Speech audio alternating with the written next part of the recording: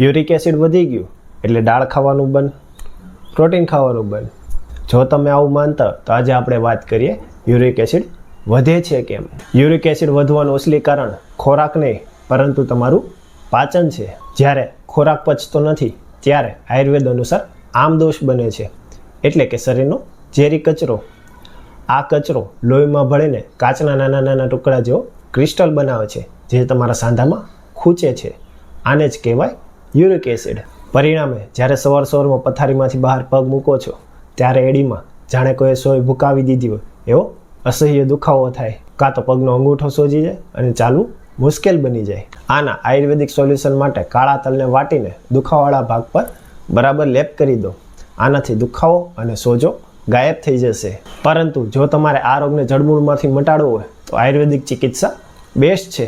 તો એના માટે ફોલો કરી કોમેન્ટ કરો યુરિક એસિડ.